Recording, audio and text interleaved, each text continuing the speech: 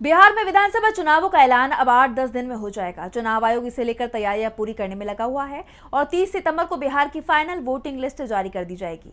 इसी voting list के आधार पर बिहार में विधानसभा चुनाव कराए जाएंगे। तो किसे मिलेगी ये वोटिंग लिस्ट और क्यों वोटिंग लिस्ट को लेकर छिड़ा हुआ है बवाल, देखिए इस रिपोर्ट में। बिहार में विधानसभा चुनाव से ठीक पहले कराई जा रही एसआईआर की प्रक्रिया सवालों में घिरी हुई है। 8 अक्टूबर को इस मामले में सुप्रीम कोर्ट सुनवाई करने वाला है, लेकिन उससे पहले 30 सितंबर को चुनाव आयोग की तरफ से एसआईआर के बाद फाइनल वोटिंग लिस्ट जारी की जा रही है। फाइनल वोटिंग लिस्ट में 7 करोड़ 35 लाख के करीब वोटरों के नाम हो सकते हैं। वोटिंग लिस्ट में कितने विदेशी या घुसपैठिए हैं, इसकी जानकारी नहीं दी जाएगी, जिसे लेकर सबसे ज्यादा दावे चुनाव आयोग की तरफ से किए जा रहे थे। चुनाव आयोग की तरफ से राष्ट्रीय पार्टियों के साथ महाराष्ट्र की क्षेत्रीय पार्टियों को मतदाता सूची मुफ्त में दी जाएगी। अगर कोई पंजीकृत दल वोटिंग लिस्ट की डिमांड करेगा तो उसे भी ये लिस्ट दी जाएगी, लेकिन पंजीकृत दलों को इसके लिए शुल्क देना होगा।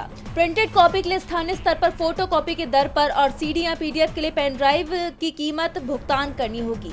वैसे ये तय माना जा रहा है कि मतदाता सूची सामने आने के बाद बवाल मचेगा, क्योंकि एसआईआर के बाद जारी वोटिंग लिस्ट के ड्राफ्ट को लेकर कई सवाल बने हुए हैं। वैसे बिहार विधानसभा चुनाव में इस बार कई बदलाव भी देखने को मिलेंगे। अब वोट देते समय मतदाता अपने साथ मोबाइल फोन ले जा सकेंगे, बस उन्हें अपना फोन स्विच ऑफ करना होगा। इसके अलावा राजनीतिक दल भी मतदान केंद्र से 200 मीटर दूर नहीं बल्कि 100 मीटर दूर में ही अपनी टेबल लगा सकेंगे।